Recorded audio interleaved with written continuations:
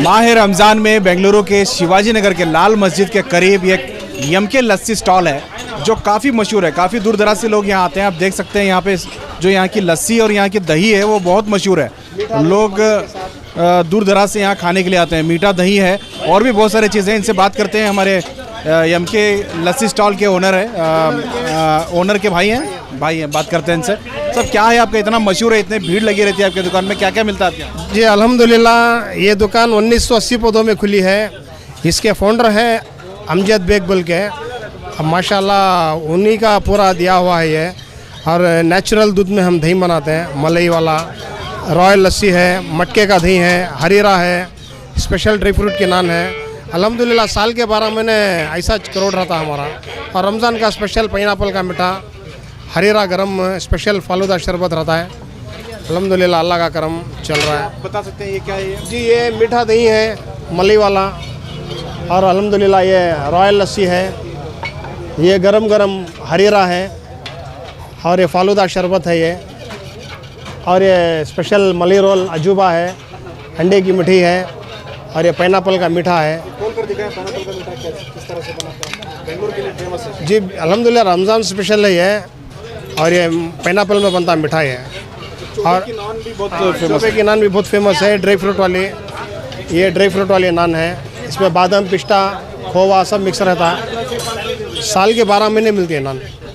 अच्छा, ये जो मिट्टी की हंडी में है, ये क्या दही है? ये स्पेशल दही है, ये मलाई वाला दही है ये भी सीज़न वाइज मिलता है।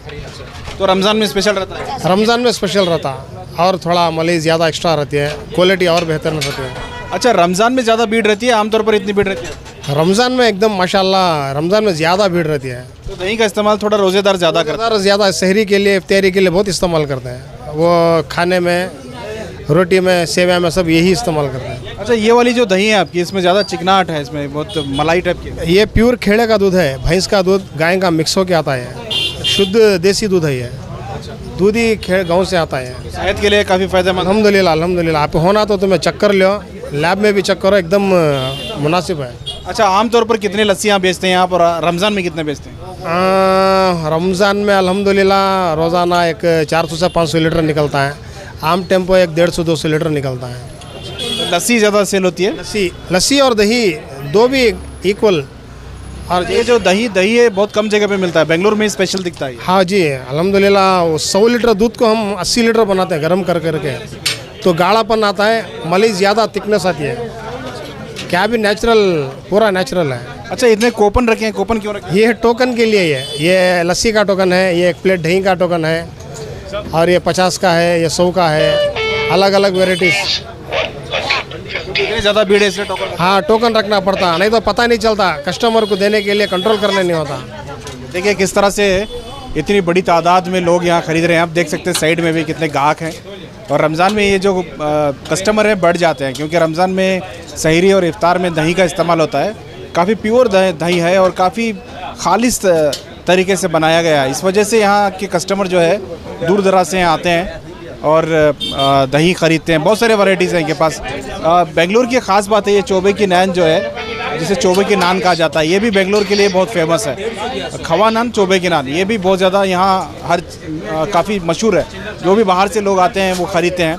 और दही के लिए जो है बहुत ही कम दुकानें हैं बेंगलुरु में जो मशहूर हैं। जी, अचार भी बनाते हैं? भी बनाते हैं, ये अचार भी बनता है, ये हमारा घर का बना हुआ है। आम की चटनी, आम का अचार, नींबू का अचार, सब वेराइटी, तरकारी का अचार बनता है। अल्हम्दुलिल्लाह पूरा घर का इंग्रेडिएंट्स है पूरा। देखिए किस तरह से अलग अलग वैरायटी है और इनके घर में बनाने वाली चीज़ें भी यहाँ सेल होती हैं। इस वजह से भी काफ़ी भीड़ है। कुछ कस्टमर से भी बात करने की कोशिश करते हैं, देखेंगे किस तरह से उनका रिस्पॉन्स है। अल्हम्दुलिल्लाह बहुत अच्छी रहती हैं। सहरी के इंतज़ाम के वास्ते अल्हम्दुलिल्लाह जो भी लेके जाते हैं हम बहुत खुश होते हैं। आप एक बार लेके गए तो 10 बार आते हैं। क्वालिटी भी बहुत फ़ाइन है, बहुत पाक साफ़ रहता है, बहुत वाजिब दाम है, अच्छा भी है। वाजिब दाम भी है अल्हम्दुलिल्लाह, रेट भी बहुत सस्ता है। अब एक बार लेके जाएंगे ना 10 बार आएंगे। एक बार आए तो फिर 4 बार, फिर 10 बार आना पड़ेगा। बहुत ज़बरदस्त होता है। हम इधर से 20 साल से ले रहे हैं। बहुत माशाल्लाह बहुत बढ़िया है।